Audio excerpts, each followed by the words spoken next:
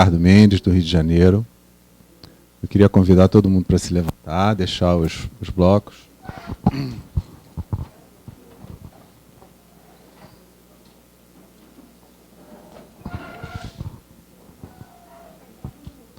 A gente vai começar entrando em sintonia.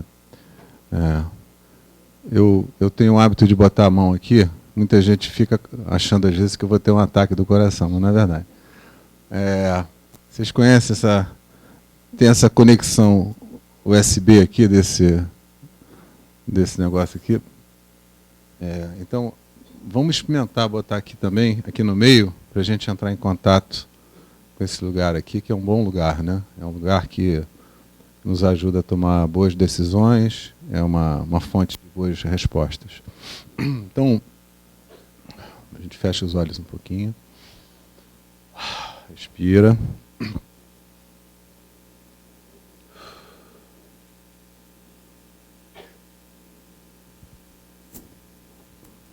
Eu vou convidar vocês, então, para a gente entoar juntos a vogal A.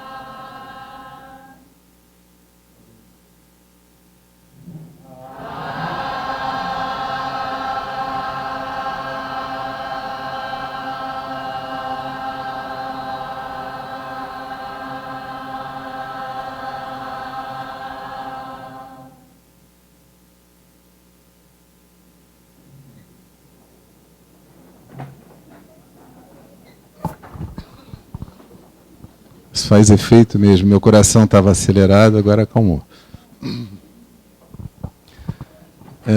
Então, hoje eu vou falar um pouquinho, e a gente vai poder trabalhar um pouquinho também, sobre reconciliação. Eu trabalho com as constelações desde 2006, apesar de ter me formado, primeira formação, comecei em 2007, mas já comecei a trabalhar um pouquinho antes. E depois de algum tempo, eu compreendi, eu acho que esse trabalho ele é feito de compreensões, né? Acho que o que o Bert trouxe para o mundo foram compreensões. A minha compreensão a respeito desse trabalho é que a síntese desse trabalho, se a gente pudesse escolher uma palavra para definir o que é o trabalho das constelações, é a palavra reconciliação. Então, essa reconciliação é a reconciliação em vários níveis, né? A gente se reconciliar com a vida.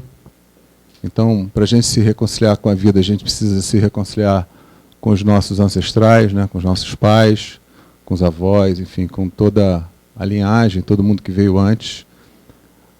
A gente precisa se reconciliar com o destino, com o nosso destino, com os destinos que vieram antes também e que, graças a eles, a vida chegou até nós e segue, né, através dos nossos filhos. A gente poder se reconciliar com a profissão, né, ou com as profissões que a gente tem ao longo da vida. E a gente poder se reconciliar nesse campo da profissão, por exemplo, com a nossa vocação, que a nossa vocação é aquilo que dá sentido à nossa vida aqui, né? Então, assim, essa palavra reconciliação me inspirou a pensar muitas coisas. E é um pouquinho que eu vou falar para vocês hoje aqui. Depois que terminar, eu trouxe um texto de 2 páginas que eu escrevi sobre isso, que eu vou dar para todo mundo também. Então tem uma imagem que eu vi o Bert falar em algum momento, não me lembro mais se foi ao vivo ou em algum vídeo, que eu achei muito bonito. Uma vez eu ouvi ele dizer assim, as pessoas têm uma ideia de que cada um tem uma alma. Né? Eu tenho uma alma, o Diego tem uma alma, Diego, né? O Alexandre tem uma alma, a Zaki tem uma alma. E dessa maneira somos várias almas, né? Aqui. E a ideia que ele trouxe, para mim, fez muito sentido aqui dentro, né? Que, na verdade, não é exatamente que cada um de nós tem uma alma. Existe uma grande alma que nos tem a todos. Né? E essa ideia é bonita. Vem cá. É difícil de falar com o microfone na mão, vou pedir para ele segurar um instantinho o microfone. Se essa grande alma, né, que é como se fosse o inconsciente coletivo, ou como se fosse Deus, ou como se fosse a grande rede da web, né, essa web que a gente navega, se ela existe de fato, e nós todos estamos plugados nessa rede, né, nessa grande alma, se ela é essa fonte, é através dessa fonte que nós conseguimos nos comunicar. Né? Obrigado. É através dessa conexão com a mesma fonte que esse trabalho pode acontecer, porque é surpreendente como é que a gente pode pedir alguém para representar uma pessoa que ela nunca viu, de um sistema que ela nunca viu, e ela ter reações, sintomas físicos exatos, precisos, né? A expressão, vocês já devem ter ouvido milhares de vezes, né? Alguém falar, nossa, a expressão era do meu pai, nossa, o jeito da minha mãe, nossa. Ou alguém que diz, não, essa dor na perna, meu avô tinha gota na perna direita.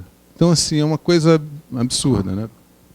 Então, essa ideia que o Bert um dia falou e que eu ouvi, para mim fez muito sentido e para mim foi suficiente para não querer saber mais como é que as coisas acontecem. Para mim já tá ótimo. Saber que todos somos irmãos vindos da mesma fonte, né? desse lugar da alma. Então, evoluindo um pouco mais, eu queria convidar vocês então para embarcar um pouquinho no que eu vou contar e ver se para vocês também faz algum sentido. Então, cada um de nós, eu sinto que cada um de nós é um pedacinho dessa grande alma, né? Nós somos, cada um de nós, um pedacinho dessa grande alma que vem se manifestar aqui e vem manifestar um pedacinho dessa grande alma, um pedacinho de luz. Cada um de nós, quando chega aqui, chega com essa ideia, né, de mostrar um pouquinho dessa grandiosidade da onde nós viemos. Então, quando a gente chega e quando a gente nasce, e que a gente nasce dentro de um contexto, de uma família, de uma cultura, de uma região, né, de uma religião, o que acontece é que, nos primeiros anos da nossa vida, eu não vou determinar quantos anos, mas são bons anos da nossa vida, a gente depende de muitas coisas para poder sobreviver. E o nosso impulso inicial é poder sobreviver. Né? E para poder sobreviver, a gente precisa pertencer. Então, para pertencer, a gente precisa aprender os códigos do lugar, da família, da cultura onde a gente nasceu. Então, a gente vê em luz com muita clareza do que a gente veio mostrar, do que a gente veio expressar aqui nesse mundo, e a gente, logo que chega, começa a se distrair um pouco, porque tem que aprender esses códigos para poder sobreviver. Então, a gente aprende o que o Bert chama de boa consciência e má consciência, né? Principalmente a partir das leis morais. A gente sabe quando está fazendo alguma coisa boa, a gente sente uma boa consciência, porque a gente está em consonância com o sistema que a gente pertence. E viu? Até recebe um assovio. E a má consciência é quando a gente vai faz ou pensa alguma coisa que é contrária àquilo que a gente aprendeu. Então a gente entra no risco de não pertencer. Então, assim, esse caminho da sobrevivência é como se a cada código que a gente aprende para sobreviver, colocasse um tapete como esse, um cobertor, em cima daquela luz que a gente veio manifestar, daquela essência, daquela que veio tão clara, que chegou tão clara aqui, né? Então, ao mesmo tempo que a gente aprende a sobreviver no mundo, a gente vai se distraindo e vai se esquecendo, vai ficando um pouco obscuro, de fato, o que é que a gente veio fazer aqui. E aí, a grande alma o grande espírito, como cada um quiser dar um nome, é genial, porque a maneira que a gente tem para poder se recordar disso é encontrando os outros pedacinhos que vieram aqui também, né? Então, para isso que a gente precisa se relacionar com as pessoas, né? Então, assim, eu sei que eu sou um pedacinho de uma coisa muito grande, né? A consciência que eu tenho de quem eu sou, ela é muito limitada. Eu conheço poucas coisas a meu respeito, né? Cada um conhece um pouquinho, né, também. Então, quando a gente se relaciona, o que acontece, né? Vem cá. Deixa a caneta de lado aqui. Então, eu encontro aqui a Elizabeth, né? E acho... Oi? E acho o máximo, né? Porque, nossa, uma mulher bonita, interessante, simpática, sorriu para mim, né? Tudo de bom. Então, o que eu faço, né? Eu já fiz, né? Eu me aproximei, né? O impulso é de me aproximar, né? Eu olho para ela, acho ela agradável, né? Tem uns olhos bonitos e tal, uma energia boa. Eu me aproximo dela. Quando eu me aproximo dela, na verdade, eu também estou me aproximando de algum aspecto meu, né? E eu reconheço nela algum aspecto meu que é agradável também, né? Então, tem alguma coisa que é narcísia também. Eu me sinto bem do lado dela, estamos aqui de mãos dadas, mão quentinha. Pode se afastar agora. Não? E assim, é um movimento que é gostoso, mas de verdade assim, ele está falando muito de algum aspecto positivo meu, que é agradável, mas que eu ainda talvez não tenha reconhecido ou tomado posse. Isso me ensina alguma coisa, né? Tá bom. Por outro lado, quando eu encontro alguém ou uma situação que é difícil, né, para mim, o que eu faço? Eu me afasto, né? E por que eu me afasto? Porque se essa outra pessoa também é um pedacinho dessa grande alma, né, e ela está manifestando alguma coisa também como eu, ela também é um aspecto que tem aqui dentro de mim. Mas é um aspecto difícil, né, porque eu venho com a beleza, eu venho com a ideia de que todos somos perfeitos e que a perfeição é só o que é bonito, é só o que é belo, é só o que faz bem às pessoas, né? É só o que está dentro da boa consciência que a gente aprendeu. Então,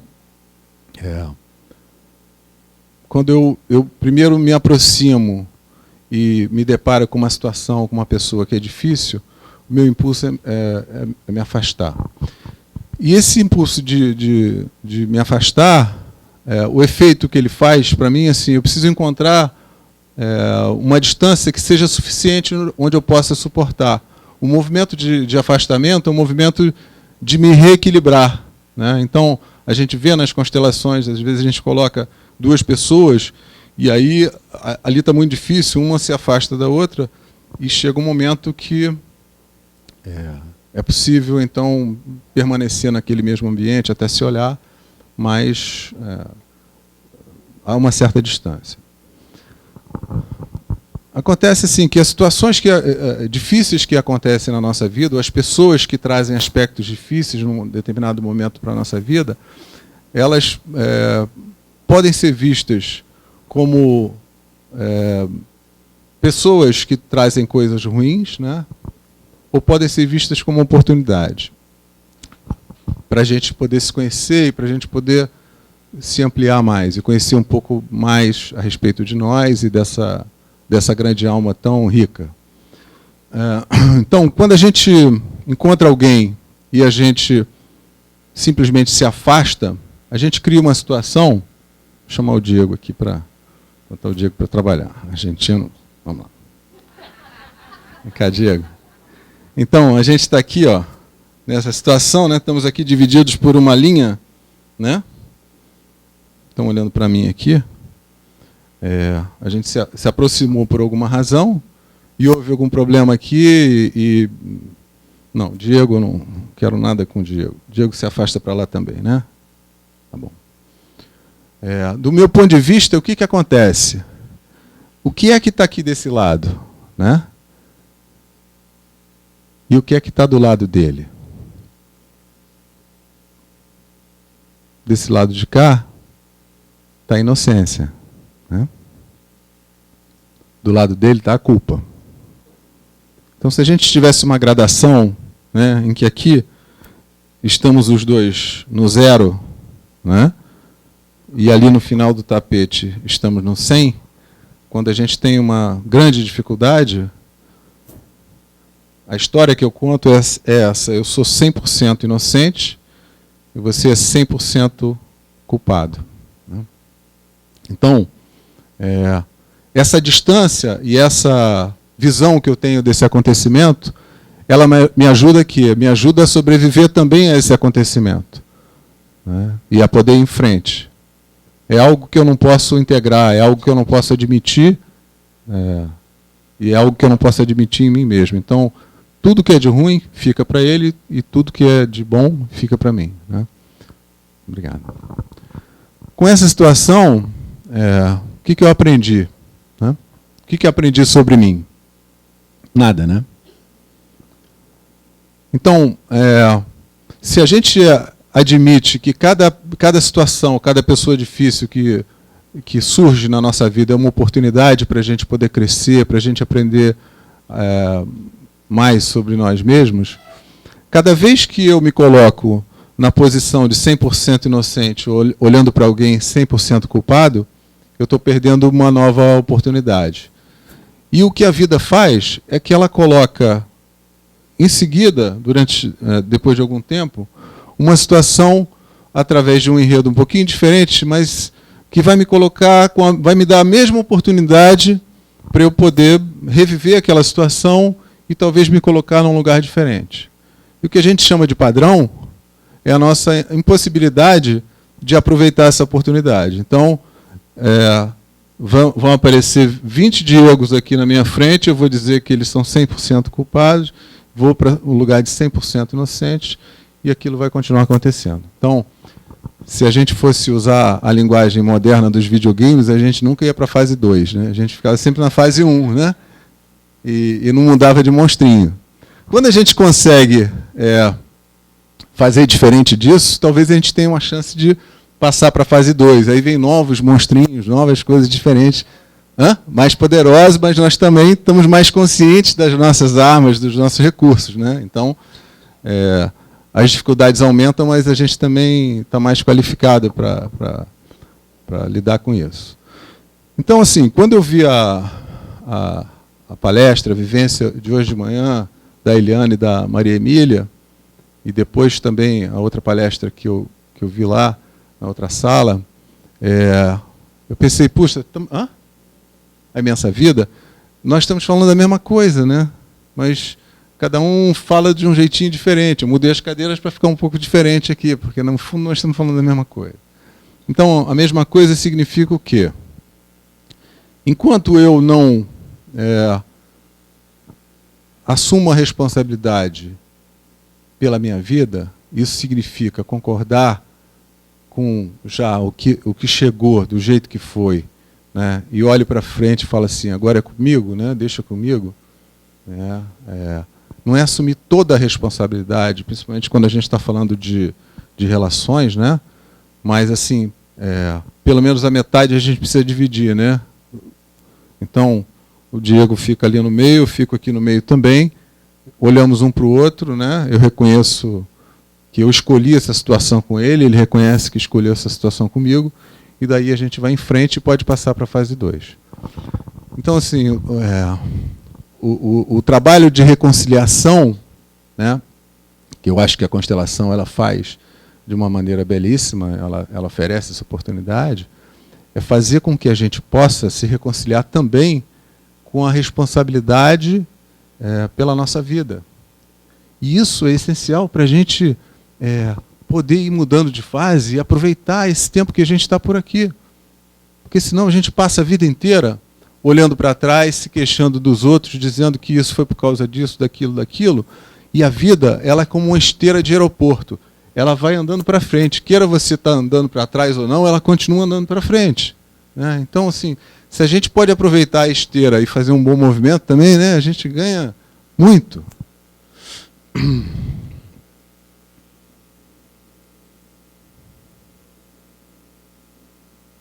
Então, eu queria convidar, por isso que eu pedi um pouquinho para abrir aqui, para a gente poder fazer um exercício. Ninguém é obrigado a fazer. Quem quiser participar, a gente vai fazer esse exercício em duas etapas. Né? Então, eu queria que a gente dividisse a sala em dois hemisférios, e a gente, usando essa imagem do tapete, essa divisão aqui quase perfeita aqui no meio da sala, a gente fizesse da seguinte maneira. Eu vou convidar o Diego de novo, botar você para trabalhar. Então, do lado de cá, a gente poderia começar assim. Do lado de cá, do tapete, daqui para cá, começam os clientes. Os clientes são pessoas que têm alguma situação na sua vida de conflito, de dificuldade, né, que passaram por alguma situação e que gostariam, já poderiam, nesse momento, olhar novamente para essa pessoa, para essa situação, né, e ver o que acontece. Então, essa seria o convite, assim, as pessoas que estão aqui. Então, eu vou explicar o exercício e, quando terminar, a troca. As pessoas que estão lá se tornam clientes e essa pessoa entra aqui. Então,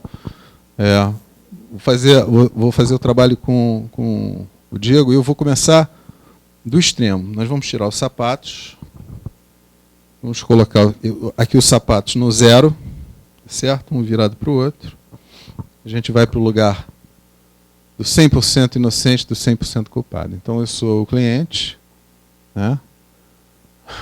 Eu preciso me concentrar um pouco, trazer uma situação, uma pessoa que tenha surgido na minha vida de uma maneira muito difícil. Então, eu vou fazer uma conexão com o olhar. Eu vou dar um tempo. Né? Eu não preciso dizer o que é. A pessoa que está do lado de lá, ela sabe que ela está representando alguma situação, uma pessoa difícil. Né?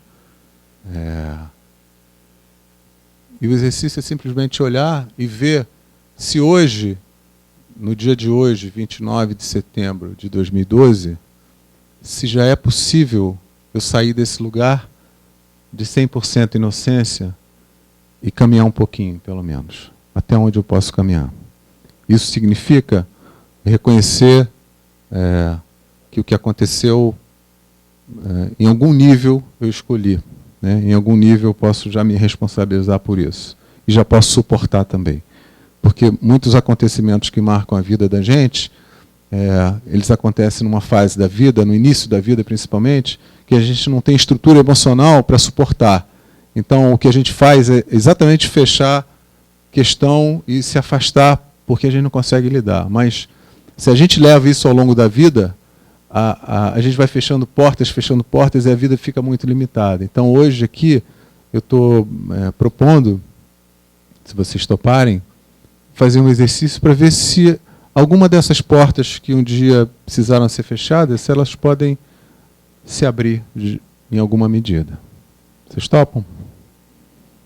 Então quem estiver disposto a vir trabalhar como cliente, pode vir para o lado de cá, e aí outras pessoas ficam do lado de lá, e a gente faz dessa maneira. Vamos tirar o sapato e reproduzir isso aqui. Então, os sapatos vão ficar aqui de frente. Se alguém conseguir vir até o final aqui, se os dois conseguirem vir até o final, podem colocar o sapato. Aí cada um está zerado aqui.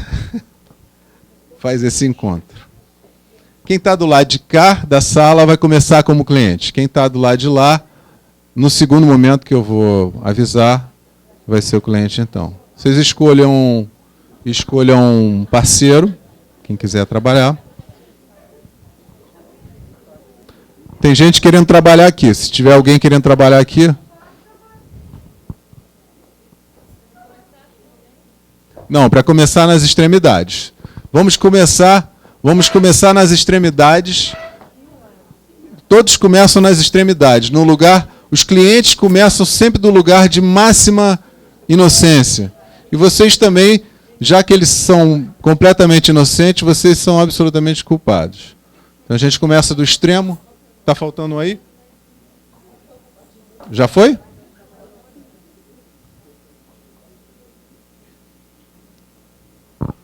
Ok, então soltem as mãos, né? Respirem.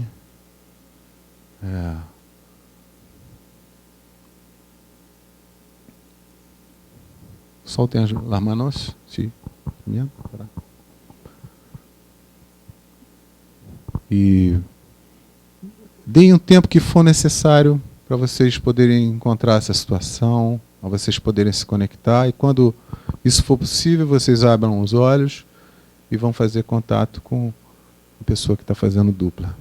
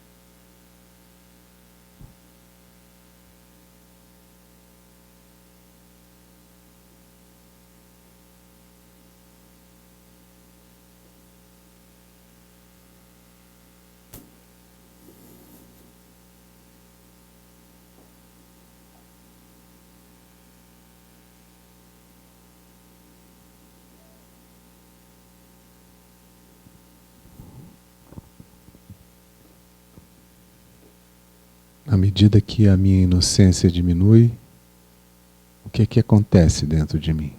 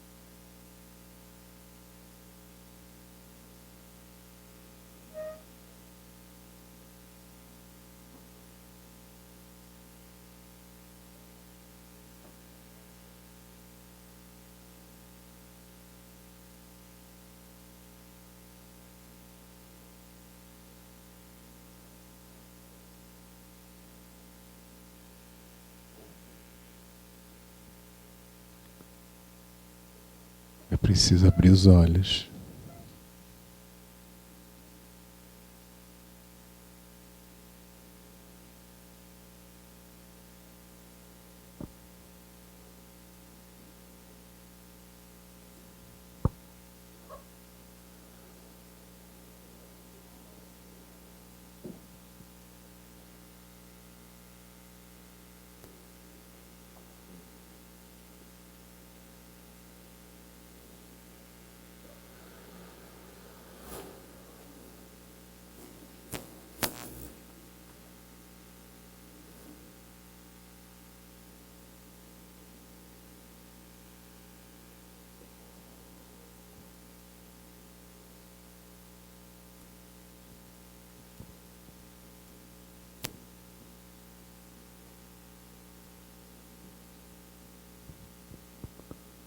Quando eu me aproximo do meio, eu me amplio ou eu me reduzo?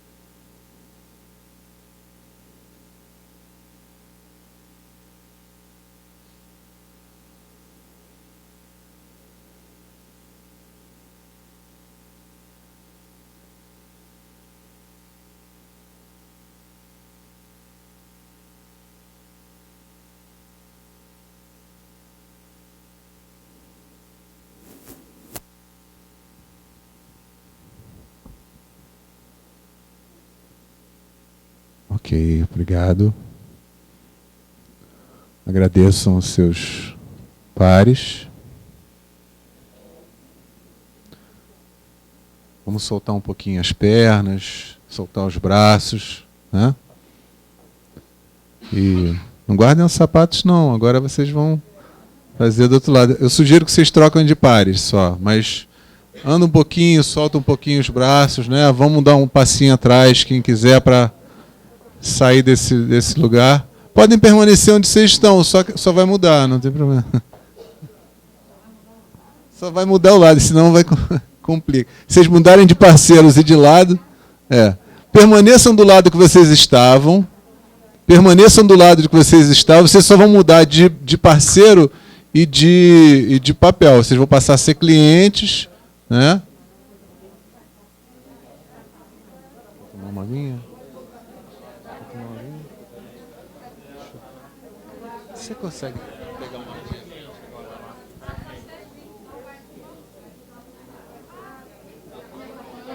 Você quer trabalhar? Tem alguém que gostaria que poderia fazer dupla com uma... Ah, não? Ah, não. Então tá. Então tá ok. Tá.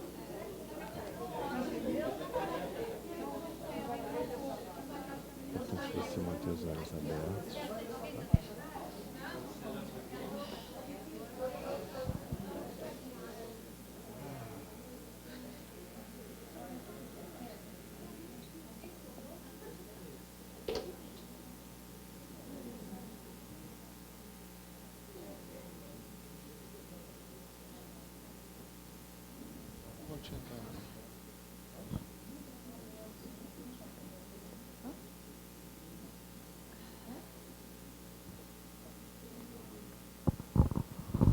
Ok, então vai todo mundo para a posição de absoluta inocência, absoluta culpa. Então as pessoas que estão do lado de cá vão entrar em contato, fechar os olhos um pouquinho, entrar em contato e lembrar de alguma situação difícil ou de alguma pessoa.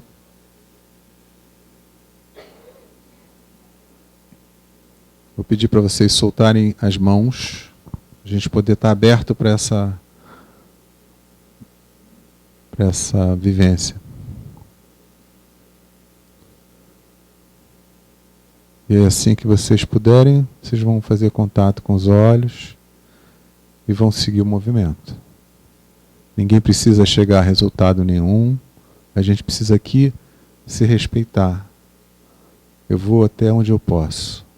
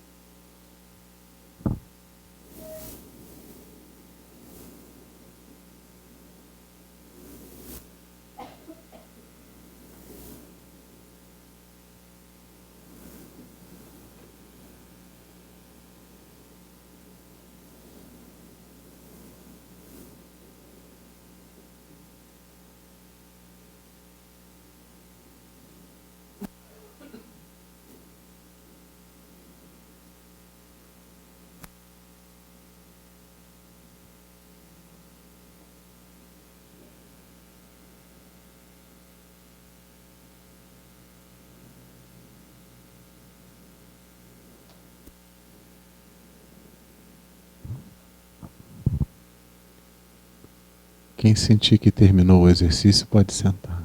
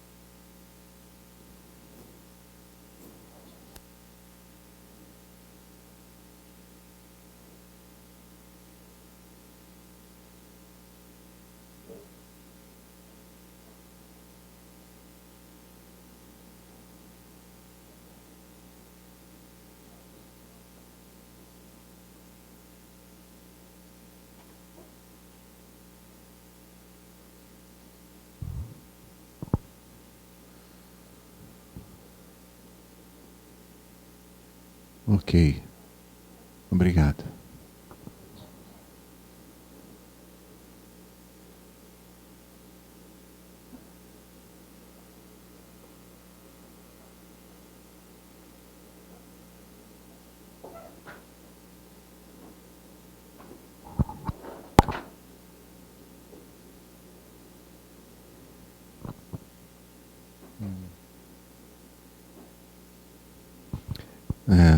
Eu queria ouvir se tem alguém que gostaria de compartilhar alguma coisa importante que percebeu e se tem alguma diferença. Acho que principalmente para quem começou do lado do ocupado e depois pôde ser cliente. Bom, eu comecei como cliente e eu achei muito interessante porque vieram frases que eu vi, vieram frases que me levaram a assumir a responsabilidade pelo que eu fiz. Então, vinham frases perfeitas exatamente de como eu tinha agido. Então, isso me trouxe uma grande lucidez e por mais que eu já tivesse assim uma vaga ideia que essas ideias já tinham me passado pela cabeça, eu não tinha parado um momento para assumir internamente isso. Então, foi uma experiência muito bacana. Obrigada.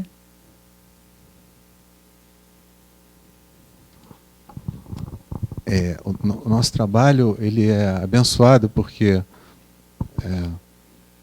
quando alguém não consegue resolver alguma coisa na vida, vem para o nosso consultório, para o nosso espaço, para poder fazer aquilo que não está conseguindo fazer na vida por alguma razão, porque nunca conseguiu fazer. Então, assim, é como se fosse um laboratório em que algo é possível, né? Um passo a mais, algum passo a mais é possível. Então, isso é muito especial, né? É claro que se a gente pudesse resolver tudo na vida era muito melhor, né?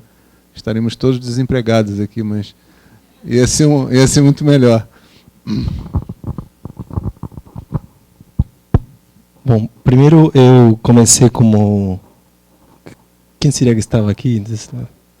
Como culpado, sim, apoiando a Cláudia, não é? Cláudia. E depois, como cliente, ela me apoiou para fazer o exercício. E, na verdade, eu tenho uma pergunta para ela, porque a gente não conseguiu conversar. Que eu cheguei, no meu processo, eu cheguei a me aproximar. E percebi que ela não chegava perto. Então, curioso o que aconteceu desse lado, que eu estava chegando e ela não. Ou seja, estava liberando o outro lado da culpa, mas não voltava. a gente não libera a culpa de ninguém. A gente não tem esse direito, né? Você tem o direito de assumir a sua responsabilidade. Agora, o que o outro vai fazer do outro lado, você não pode exigir que o outro faça o mesmo movimento que você, né? Assumir a sua responsabilidade é você ir até onde você é capaz. Se você vai até o final e assume a sua parte da responsabilidade, é tudo que você pode fazer. Exigir que o outro, além disso, faça alguma coisa, não. Para a gente poder assumir a responsabilidade, a gente precisa sustentar o que o outro resolver fazer, né? Então, e confiar que esse é o início de um movimento. Quando eu assumo a responsabilidade, eu saio daquele roteiro do outro também, né? Quando alguém quer encaixar a gente em alguma coisa difícil e a gente se oferece para isso, então os dois vão para um lugar difícil. Eu olho daqui, eu sou inocente, o outro é culpado, o outro olha de lá, ele é inocente, eu sou culpado. Nos fisgamos ambos, não é isso? Se eu saio desse lugar e falo, não, realmente eu reconheço que uma parte fui eu que sou responsável, né? Se eu saio desse eixo, em algum momento o outro vai escolher um outro para entrar naquele eixo, ou vai fazer alguma outra coisa, ou vai talvez conseguir uma clareza com relação àquilo. Mas eu não posso ir lá e obrigar o outro a caminhar, ou esperar que o outro faça alguma coisa. Eu posso fazer por mim, é só isso. Faz sentido? O que eu notei nesse seu exercício é que ambas as posições são exatamente iguais.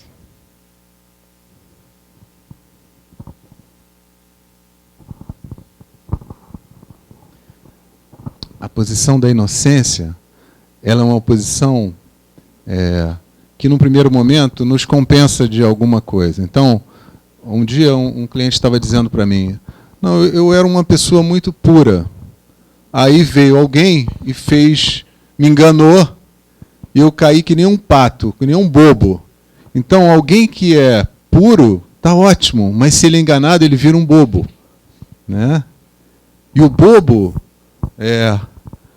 significa que ele tem direito a toda a inocência. Eu fui bobo, né? O puro pode se relacionar com alguém porque não tem uma ameaça, mas o bobo, ele é o efeito de alguma coisa. E o bobo, ele vai para a inocência é a compensação do bobo, né? Eu sou bobo, mas eu sou todo inocente e você é todo culpado. Então, isso nos ajuda durante algum tempo, mas depois de algum tempo, toda vez que a gente vai para o lugar da inocência, esse lugar é um lugar muito solitário. Porque eu estou me colocando num lugar sobre-humano, né? Eu sou sempre inocente, eu só faço bem, eu sou bonzinho, eu penso bem para todos, eu faço bem para todos, né? Esse é um lugar muito solitário e insuportável. Ninguém aguenta conviver com alguém assim. Quando eu reconheço a minha responsabilidade, eu reconheço a minha humanidade também. Quando eu reconheço que o outro também não é 100% culpado, que ele é responsável, mas eu também sou, eu reconheço a humanidade do outro e reconheço a minha. Isso é um alívio absurdo, né?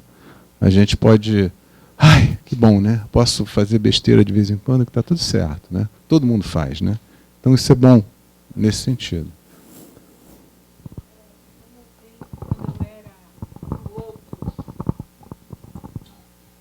Quando eu era o outro, que era inicialmente o culpado, né?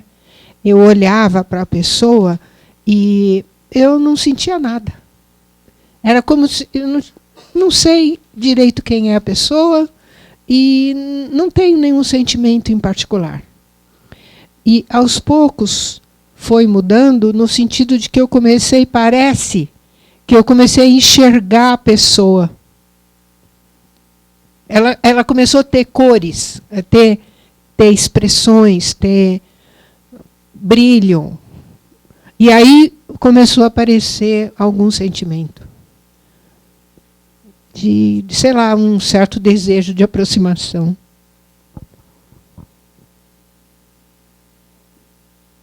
Quantas vezes a gente faz alguma coisa difícil para o outro e sem ter visto nem que fez, né?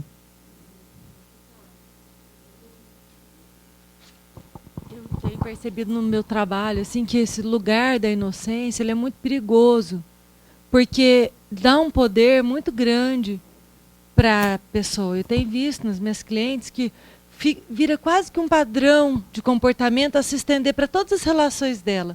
Então eu sou a boazinha, e sou tão boazinha que todo mundo pisa em mim, que todo mundo me ludibria.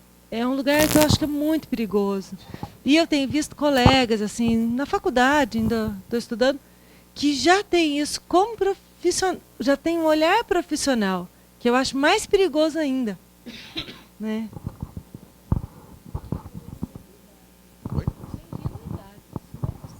Isso é ingenuidade. Não é inocência, é a sombra da inocência. Isso aí.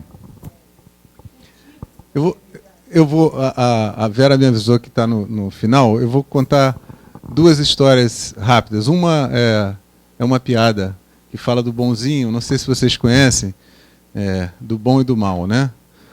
Todo mundo sabe o que é rinha, né? Briga de galo. Então, o camarada chegou numa rinha, ele nunca tinha ido naquela rinha, né? E olhou e estava para começar uma briga. Ele queria apostar e viu que tinha um outro camarada que estava movimentando ali. Falou: você deve conhecer os animais. E aí perguntou para ele: ô, meu amigo, eu estou querendo apostar aí, qual é o galo bom aí? Falou: galo bom? Ah, o galo bom é o preto. Galo bom é o preto? Foi lá, apostou uma grana no preto, né? Começou a rinha, o galo branco foi lá e pá, acabou com o preto. Falou: rapaz, perdeu o dinheiro, né? Falou: você não falou que o galo bom é o preto? Falei: o galo bom é o preto, o mal é o branco. Né? O preto é bonzinho, não faz nada. Agora, o branco é uma coisa. Então a gente tem que ter cuidado, né? Com bonzinho, né? Com essas ideias. Oi? Com ruizinho também. Nenhum de nós é bom ou é mal, né? Depende da situação, onde a gente está. Então, tem lugares e tem situações em que a gente traz à tona os nossos aspectos mais difíceis. Então, se alguém me conhecer no trânsito, né, atrasado para um lugar, vai falar: nossa, o Ricardo é um cara insuportável, irritado, agressivo, né? Aí, se conhecer no meu consultório, né, como os clientes falam assim: nossa, você é uma pessoa especial. Eu falei: vai me ver lá na vida real, né, para ver quem eu sou de verdade. Aqui é mole, né? Bom, né? Então, assim, para terminar, eu queria só contar uma história rápida. Acabou aqui, tá? Não acabou, não? Ah, tá. Vou contar uma história rápida, porque eu acho que tudo na vida a gente precisa de uma inspiração para olhar. E eu li num livro que conta histórias do Buda, criança ainda, uma história que eu acho bonita para a gente poder olhar, que fala da reconciliação. Né? Que é a seguinte: depois que o Buda, príncipe Siddhartha, se iluminou, né, saiu lá do palácio do pai e passou a viver fora do palácio, um dia ele estava andando por uma floresta e ele sentou debaixo de uma árvore frutífera e sentou para meditar, e aquele ser maravilhoso emanava aromas maravilhosos e tal, e os pássaros se encantavam, e toda a natureza ficava assim num estado de graça, porque o Buda iluminado estava ali sentado. E ele tinha um primo que morria de inveja dele. Um primo que vivia falando mal dele, que ele não prestava, que era conversa fiada, enfim. E o primo tinha tanta raiva que seria capaz até de matá-lo. E esse primo estava passando esse dia na floresta e viu o Buda sentado e aquela natureza daquele jeito, e ele ficou com muito ódio. Então ele resolveu preparar uma emboscada. Quando o Buda saiu andando por um caminhozinho e tinha assim um penhasco para cima, e o primo falou: já sei o que eu vou fazer. Subiu pelo penhasco, tinha uma pedra grande, ele falou: quando o Buda estiver passando aqui, eu vou empurrar a pedra. E dito e feito, quando o Buda estava passando, ele empurrou, a pedra rolou e caiu ao lado do Buda. E o Buda manteve a calma, olhou para cima, olhou, viu o primo, se viram assim por 2 segundos, e o primo ficou morrendo sem graça, né, nervoso, e foi embora correndo. Passou-se um mês, Numa outra cidade, o Buda estava caminhando por uma ruela e dá de cara com o primo. E não tinha como sair, era uma rua estreita. E ele fala, primo, há quanto tempo? E o primo fala assim, como assim, você ainda fala comigo? Ué, mas por que eu não ia falar com você? Ué, a pedra, o penhasco. Ele fala, você não é mais aquele que me empurrou a pedra. Nem eu sou aquele que quase morri. Vamos embora. Então, esse é uma boa inspiração para a gente olhar, né?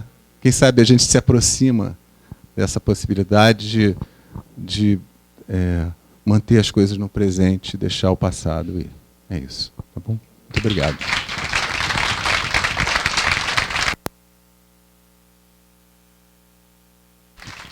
Tem um texto aqui, quem quiser, tem um texto que fala um pouquinho disso tudo que a gente falou hoje aqui. Tá?